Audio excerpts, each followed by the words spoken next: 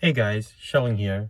I've been out of quarantine for about 2 days or 3 days, the weekend, and I just wanted to tell you exactly what I've been experiencing in Taiwan so far, specifically with regards to COVID restrictions and whatnot.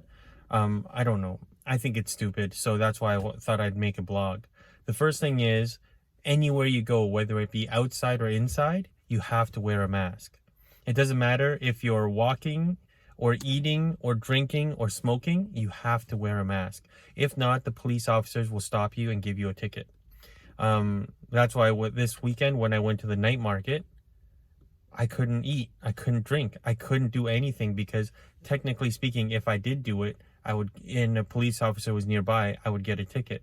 It was the first time I've actually gone to a night market, and everyone that purchased a drink or bought food didn't eat until they got somewhere where it was more private. It's like hiding around the area just to eat. It's ridiculous. The second thing that I've noticed about Taiwan and their mask mandates is people were telling me, but I haven't actually gone to see it. When you go to a beach, when you go play any type of sports, you have to wear a mask.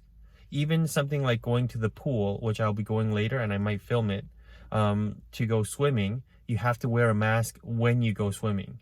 I'm not quite sure how that makes sense. I don't know how you can swim, have water on your mask as you're swimming, and still wear a mask. How do you want to breathe? It makes absolutely no sense. And then when you're playing basketballs, you can't even breathe. It's like 36 degrees outside. Everyone is sweating like crazy, and you're still wearing a mask when you're playing basketball. Also, when we were walking around, it was so hot at one point.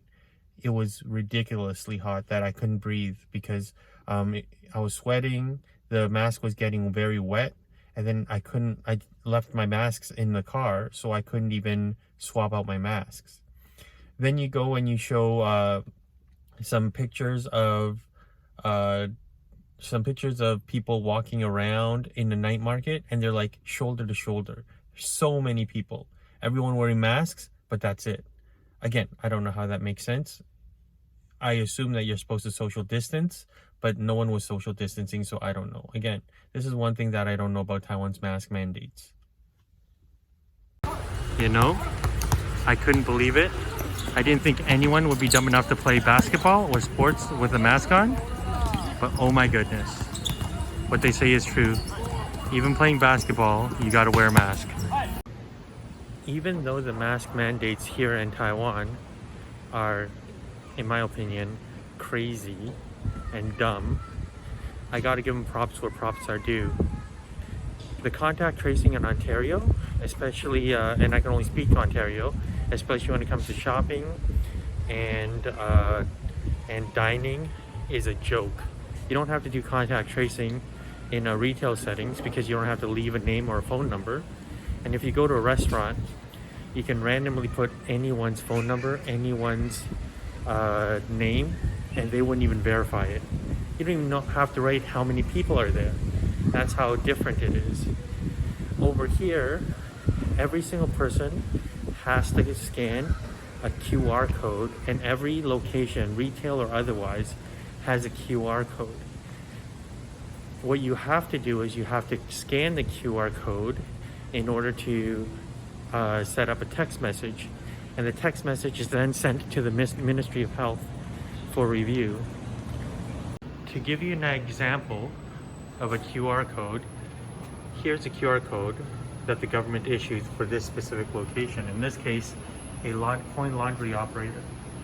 If I keep going down around here and it's closing time, right? But if I keep going down to another retail shop, you'll also see that a hair salon, you'll also have one as well. Though I can't see it, it's probably inside. Don't want to bother them, but let's go to another restaurant of some sort and I can show you another one.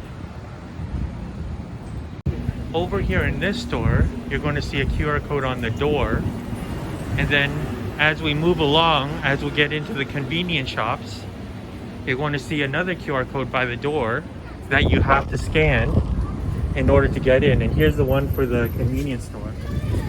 So So what you do is, all you do is you scan it. It goes straight to your SMS messaging. And what they will do is they'll text a message to the Ministry of Health here in Taiwan. And what they will do is, now that they have your phone number that you register, they have your name. If anyone has any COVID symptoms, they'll be able to contact you and tell you that it's time for you to quarantine and keep an eye on you. There is no app on your phone, so they won't be able to trace you, and there is no lying about it, because you're using your phone SMS to text to the Ministry of Health. And when you text to the Ministry of Health, they have your phone number, and by giving them their phone number, they can trace back to you. Every individual that goes, let's say I have a party of 4, every individual that goes, unless it's a child, has to take their phone out and has to scan the QR code. When I went to a restaurant with a child, what we had to do is we had to put +1 so that they know that we went with our kids or with someone who wasn't able to scan the QR code. Again, just a couple of different COVID type policies that they have implemented in Taiwan. Some make sense, like the contact tracing. The masking, in my opinion, is kind of dumb, and so I'm not quite understanding that. And finally, what I'll be doing is I'll be adding a couple second video of the night market that I went to the other day, about how they're all masked, but they're basically shoulder to shoulder, just pushing each other around while walking around. Again, what's the point of mask mandates if you don't social distance? I don't know, but again, that's the way they work.